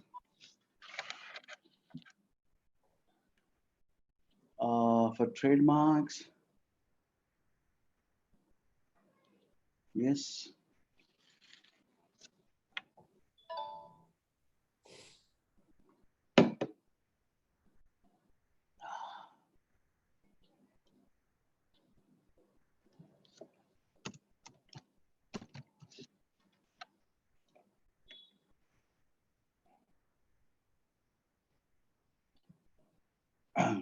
Now, which one we should choose? New form. We are going to file a new form in this. See what is TNA? The trademark. Select the type of applicants. If you are filing for an individual or sole proprietor, you need to click this, the startup, because this classification is made because of the reason that the government fee concessions are there for each one of them. So you need to be little more careful about choosing the appropriate owner. Now, let me add one more thing here. Depending on the intellectual property your client has, you should also suggest which business model is appropriate for him. Let me put it in this way. Say if your client has a trademark and he approaches you for trademark, and the business model what they chose is the partnership firm. Then the question is, who will own the trademark? If I register it in the name of the partnership firm, who will own it? You know, all the partners of the partnership firm will own the trademark. So if there is any dispute between them, obviously that intellectual property, whatever the royalty is there, has to be shared among them equally. Imagine a situation where the entire know-how is only one person. I have this issue with one of my clients. Total know-how is from one person. And he joined with a partnership firm with the another person who is into only for marketing. He doesn't know the ABCD of the intellectual know-how. He doesn't know what is the brand name. He doesn't know what is the app.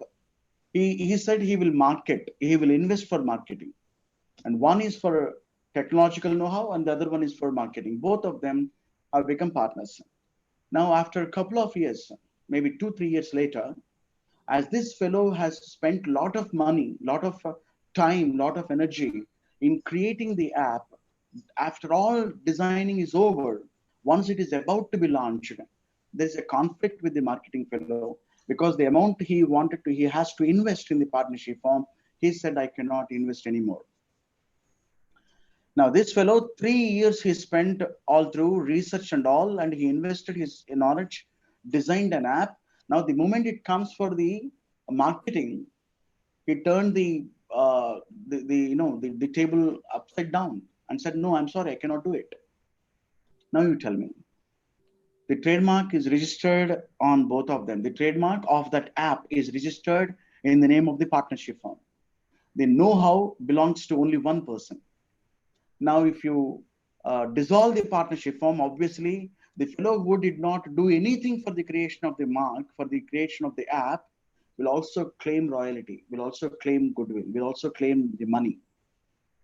Yes or no? Am I making sense? Yes, sir. Yes, sir. Now, as an auditor, as an intellectual property consultant, we must advise this fellow who is investing more on intellectual property to have his brand names, patents on his name personally. Then he can transfer the those rights to the partnership firm, and he can claim royalty from the partnership firm.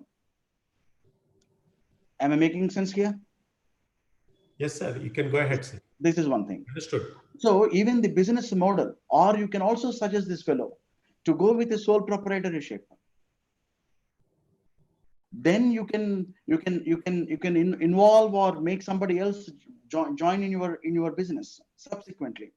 Let us focus first on your intellectual property. First, to freeze them up.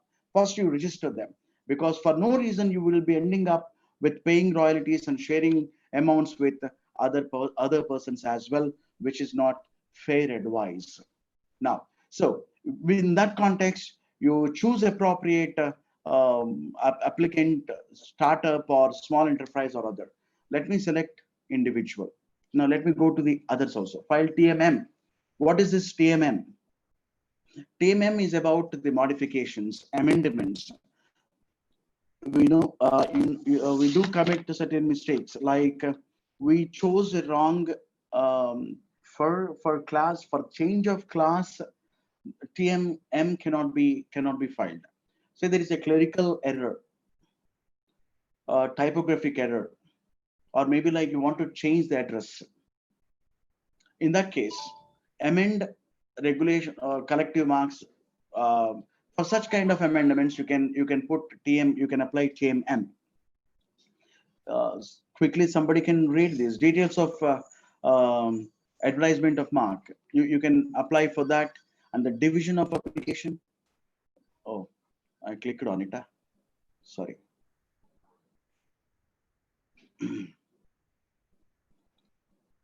Now, the application. Go back. Let me go back. TMM. Extension of time for filing objections. You can extend your time limit on this, and then interlocutory petitions. You want to expedite the process, or preliminary advices if you have any. So for those kind of requirements, you will file TMM. TMC is about request for an expedited search and issuance of certificate under 23(3). So for expedited process, the charges are more. You can apply under TMC. Let me come back to TMA, because the objective is to file a model trademark here. Individual. Let me proceed on this. Now, for trademark application or convention application, multiple conventional applications or multi-classes. Say one trademark I want to apply for multiple classes, in multiple classes, or a collective mark, one mark for various brands, or certification mark, ISI. What is certification mark is like ISI. If you apply for ISI is a certification mark. They provide certifications. Similarly, for gold, there is a mark. For quality of eatables, there is some other mark.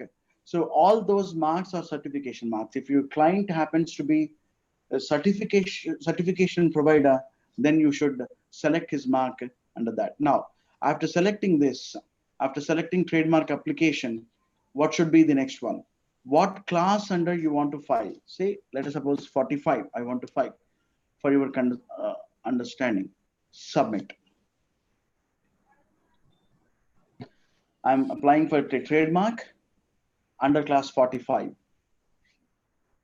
Now, the temporary number is given here, and this becomes a permanent number once you pay the application fee for the trademarks. Under class 45, the individual, sole proprietor, nature of application is trademark. Moving on further. Into who is applying here? Because I'm using my digital signature here, I'm my name has come here. Add new proprietor. Now, who is a proprietor? As I have chosen the individual as the proprietor, I select the name of him as Pawan Kumar. Pawan Kumar. Address, say Broadipet. State, country India. State Andhra Pradesh. Very simple. Very simple. Andhra Pradesh. Email ID. Yeah. District. Why is it required? When the application is for the across India. Let me tell you here. All the trademark applications and registrations are for across India. They are not for any specific territory or not for any specific city. But still, the application asks you for which state it is, because the applicant's residential or commercial place, we need to identify. We put it as Guntur district. Email ID, I give it as Indu Pawan 73. Fine. Okay.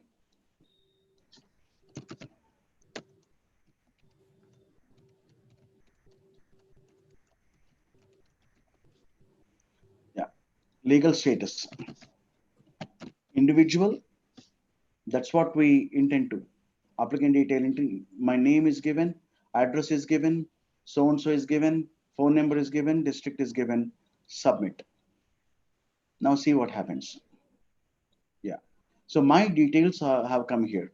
Say, for example, today I am an individual and doing business. Tomorrow I want to be a partnership, join into a partnership firm and give my brand name to them on some royalty amount. In that case, what happens? The business nature is changed. First thing what you can do is you will have a kind of agreement with the partnership firm. You license them, and then you join as a trademark, join as a partner in the partnership firm. There, the ownership did not change. You remember, your ownership is still with you. That's why the partnership firm is paying you the royalty. You need not to apply in the name of the partnership firm there. Let the ownership remain with that individual, and let the royalty agreements speak everything there. This is why we must be very good at even drafting these kind of agreements to be a full-fledged intellectual property service providers.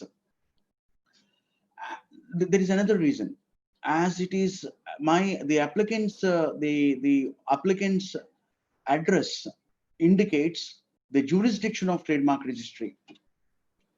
In the sense, we have, you all know this, the Chennai is the trademark registry for all of us. All the trademarks that we apply fall under the jurisdiction of Chennai. All the disputes fall under Chennai.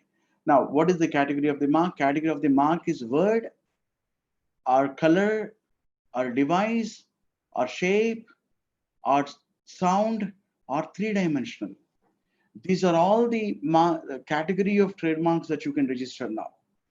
Color, in such case, you apply the trademark for color. Now see the word I go with here. Then nothing comes here for uploading.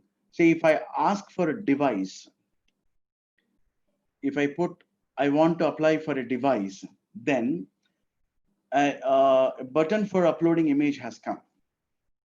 If it is for the word, it will not come.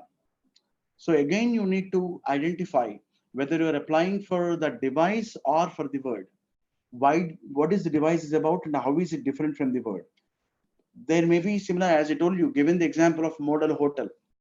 Model hotel as a word, you cannot win over, you cannot get the trademark, because model is generic word and hotel is generic word, and even the combination of both of them will not win an exclusivity over the mark.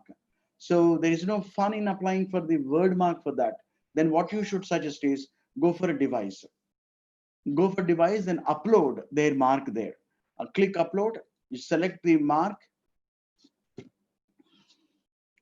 click upload, select the mark, and then put done. You are done. Let me select. Okay, no problem. Let me upload. Choose a file. Now, there is another technical issue here.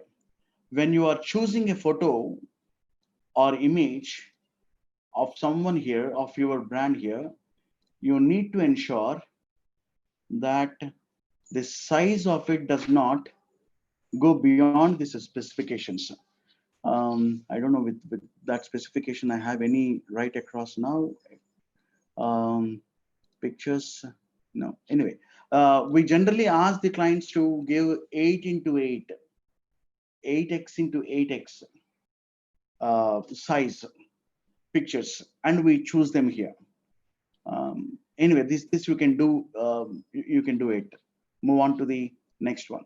Back to the application. Done. Cancel upload. Yeah. So here, if it is device, you can upload. Now, the another point I must mention you here is, though you have applied for a device, make sure You write the word, say model hotel. Model hotel is the mark, but we don't use this model hotel as a word, but we use that as a device. So if somebody else applies for model hotel as a word mark, your application would not in conflict with them, nor you can sue on them, because you have applied model hotel as a device, but not as a word mark. Similarly, for a model hotel, if you think you have a different color combination and you want to register for that, even there also, you can choose the color and upload the image there, then apply for model mark. So if it is color, upload mark image is important. If it is only word, then it is not required. The next important point is, what is the description of it? This is most essential, very, very essential. You must speak to your client and ask him reason why that particular brand is chosen. The device, the shape of it, the color of it. Is there any meaning behind it? You ask him and you advise him to draw certain meanings in connection with the business. And that you need to put. For example, model hotel. If I ask a client, says nothing, sir, I just have coined it as a model. There is no reason for it. You dwell deep into the coin. Ask him, are you providing any model food in your hotel? Then he would think. Or tell him, is there any innovative way of going about? He would think further. You ask him further, is the what novelty you have in the model hotel? You further think on that. Those he comes out with, those points are most important for you in description of the mark, because the image description connects the image with the business and with the owner. That's most important. I'll give you a small example. In my experience, I had it. A mark called GK. GK is the mark, like as you have CA. GK is his mark.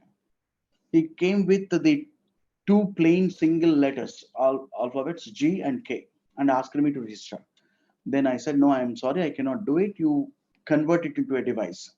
He converted it into a device and he came to me. And he put it in such a way that the business is into education, that too in civil services. He is providing teaching, education, and civil services. He drew. He said G stands for general knowledge.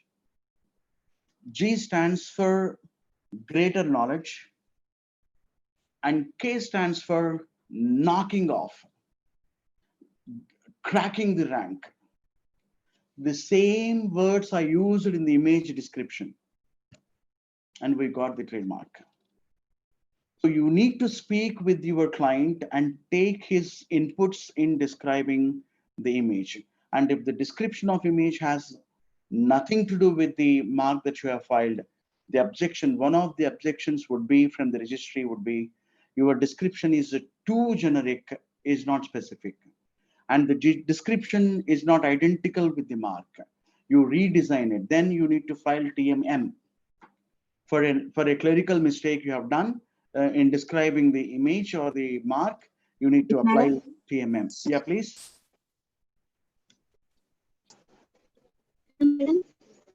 Hello. Yeah, someone has something to say here. Hello. Am I audible? Anyone would like to substitute something or need any clarity? It seems you somebody. can unmute yourself so that the permission is given. You can unmute and then you can talk to the resource person. Okay. So, okay, fine. Now, if mark is in a language other than Hindi or English, say Telugu mark Veda, we have seen that. In such case, the translation of that also to be given, if at all required. Let me tell you a few more issues here. Of late, trademark registry is also is protecting the translated versions. For example, Reliance, the word reliance in English is different from, for the same meaning in French, for the same meaning in Arabic. So if I try to copy the word reliance in Arabic text, in a translated version of Reliance, then Reliance company can sue me because they would say they are in the same business and this particular word is a translated version of English Reliance, hence it is objectionable. So if your client brought any mark which is a translated version of already existing marks, please refuse to register because your client and we end up with a lot of litigation. We feel an Arabic script, we see it and we find it, wow, it is really great and it innovative, creative. So we tend to file it. And let us not do that. And if you think that for the mark that you have filed, a translation explanation is required for Telugu word, if you think explanation is required so that image description can further be value added, in such case, please mention the translation also here. Otherwise, just leave it open. And conditions or limitations. Sir, like say as I told. Sir, in this case, yeah. Yes, it is the not for us to say okay or not to okay, because we will register that trademark person, that giving registration person, he has to object the same, na, sir. Once he has given the permission, we can go ahead with the registration. So he has the control over the things and he has to expedite all those things. Otherwise, how can we know that it is a translation of a, so because India is having more than lakhs of companies, we cannot, because simply the client bringing to us means we thought that it is a genuine trademark and we'll apply for the same. It is the person who is giving the license, trademark license, has to take care about those things. Excellent. How can we take care about those things, sir? Excellent. Excellent. Well placed question. Thanks for this question, because I forgot certain things. How do you do for registration of a company name? Is it the registrar of company who verifies it and we do nothing from our side? Yes, sir. From name availability and everything, we'll check the things, whether the name is available or not, and then if the name is available, then where do you search the availability of the name? In the ROC website itself, MCA website itself. And now you add one more website, ipindia.nic.in. Okay. You also add one more text called Names and Emblems Act. Okay. These three we must refer and verify before we apply for the company's name. Okay. This is to provide a timely solution for the client's requirements. That's what I mean to say. I understand. We apply for it. Then later on, registrar says, no, the two similar identical mark or company name is available in the market. How can I register you? It is too prolonging, right? Time consuming. Before that itself, if we do this kind of exercise in our office, it would be a great service to the client. So we can put a question to the client. The moment you find the language or the model or the expression of it peculiar, you could ask him, is it not, hope it is not a translated version of some brand name. You can ask him and you can take an assurance. This is where I wanted to give a hint to all of you. See, what I usually do when I apply in trademark, I ask my client whether it is created by you or not. He would say yes, by all means. Or if he is a genuine client, he would say, no, I have given it to somebody, he has designed it for me. Then I advise my client to get a kind of undertaking from that designer that it is being designed by me and consideration is being paid to me for designing this. On a letterhead of that designer. He could be even a computer operator somewhere, a web designer somewhere. Ask your client to get that confirmation from him. That would be a foolproof for us and for you, for me, and for the client. It's like shifting the burden on somebody else. You can take it like that also. But the point is, you need to ensure that that's what I mean to say here. And if there are any conditions, as I told you, if say I'm going to apply now again for the same brand name Vedha, and I know that there are two marks already existing under the same class, but I want to confine myself to a specific category of business, devoid from already existing businesses, different and distinct from the already existing marks, then I can put in the conditions or limitation that I'm restricting myself only to this business. That's it. Instead of waiting for the objection from the registrar, you can put your limitation here. You know there is a mark already existing, and you want only a leeway, a kind of a permission from the registrar for the coexistence of the marks. You put it across it. You tell him that yes, I know there is a mark already identically existing. I need only coexistence of marks because their business is different from me, or their area of business is different from me. Somebody is doing in North India. India is huge. Let me confine my business to Andhra Pradesh. So when I'm trying to condition myself or put limitation on my application, if there are any, write it here. But my advice is wait for the objection. For this kind of things, you don't be in a hasty to put the limitations on yourself. Let the registrar object, and then let the issue go further. There, at the end of it, you can accept for coexistence of the mark or limitations. So this is goods and services description. This is most important. Now, under this particular class of 45, what is my description? What I'm going to do is I'm going to write the description of goods and services here. Providing legal consultation services, kind of a thing, blah, blah, blah, blah. Or providing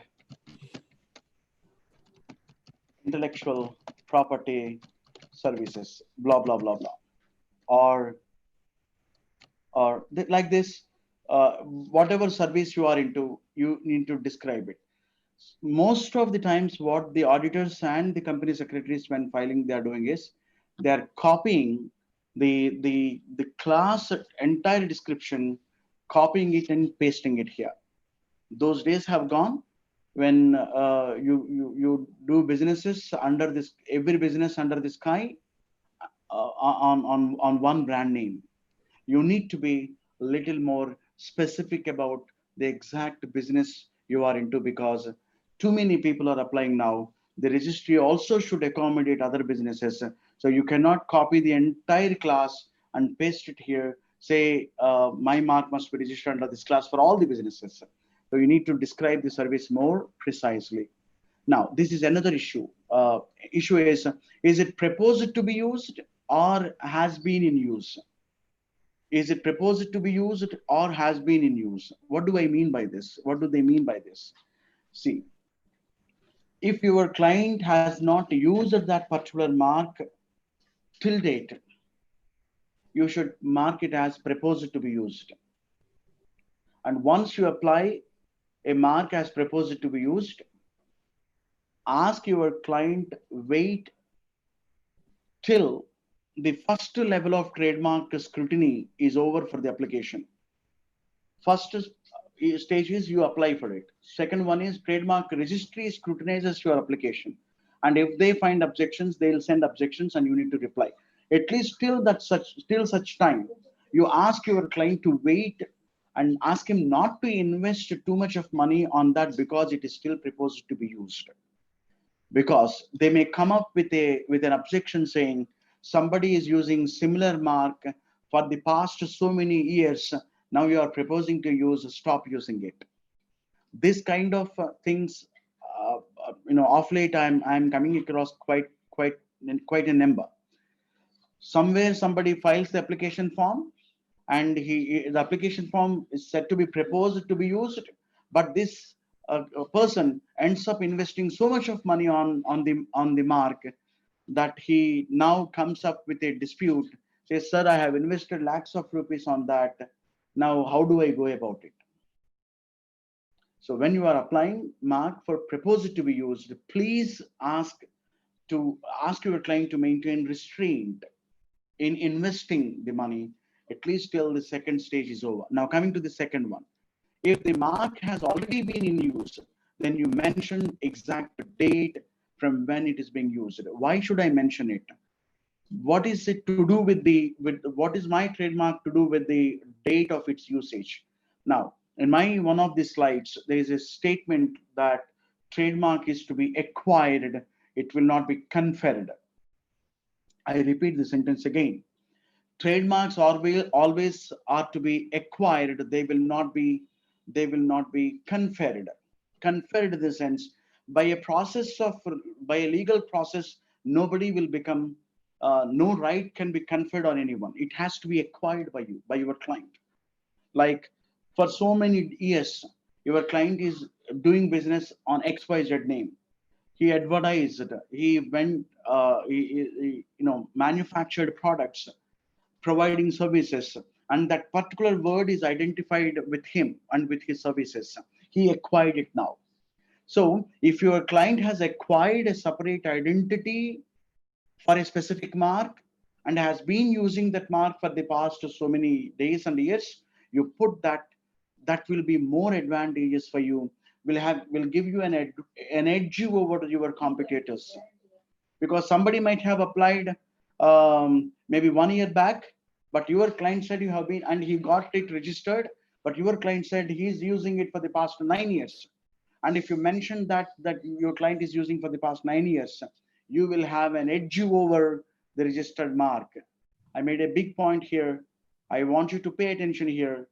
Mere registration will not confer rights, exclusive rights, because somebody has applied it, somebody has been using it for the past many years, he is identified in the with that mark, he will be prioritized over the new applicant.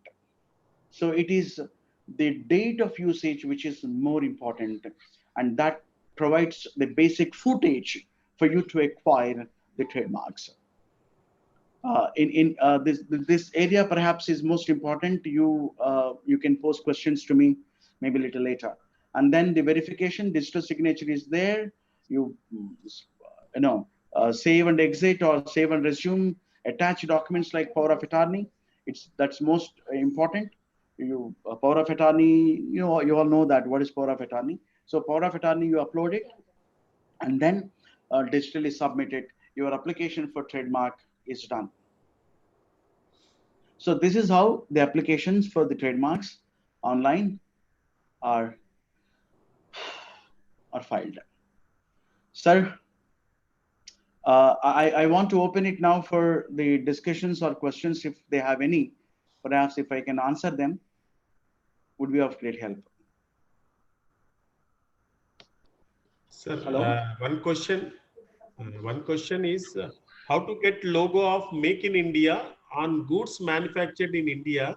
Can we print logo without any special permission on goods, or a special permission needed from Government of India? Absolutely needed from Government of India. So, Mr. Maniratnam Anne, yeah, you just kindly make a note of it. The permission has to be required. They fall under certification marks. Okay, sir. They come under certification marks. Make in India is not mere brand that you exclusively or alone exclusively can use it. Okay, sir. So sure. Yeah, that has to be given by the Government of India itself. Sir, how to apply for that, sir? That again, I'm not quite sure, because that does not fall under the trademarks as such. Okay. Okay, Because sure. if you are a service provider, if you want to have a service mark, for example, you are the one authorizing somebody whether it is made in India or not, and you say you are giving them the mark Make in India to the others, then you can apply under trademark law and get the exclusive mark over Make in India and give to somebody else, like ISI certification, ISO certification. Okay. So for the organizations to come and to apply and get it. Yeah. Thank you. Sure, sir. Actually, I have seen many products, they are printing that logo. So So is it that means is it free to use or is it required any special permission? There must be some parameters specified under the government of India, like they must be an MSME, Yes. or registered under a specific category of business model. Only then they can use it. Everyone cannot use it as a free brand. Okay. Okay, sir. Sure, sir. Thank you very much. Thank you very much. Thank you very much. Vijay Kumar garu, any questions? Or Lakshmi garu? You unmuted yourself.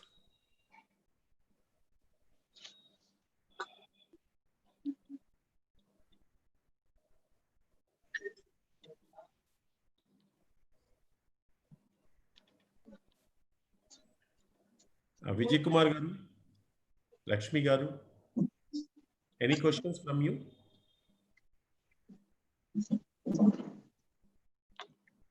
Okay, sir. I think is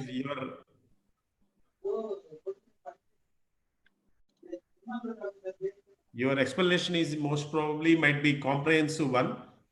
You can stop sharing the screen, sir. There is no problem. Okay. I'll stop screening. Stop sharing the screen. Yeah. Yep. How do I do that? How do I do that?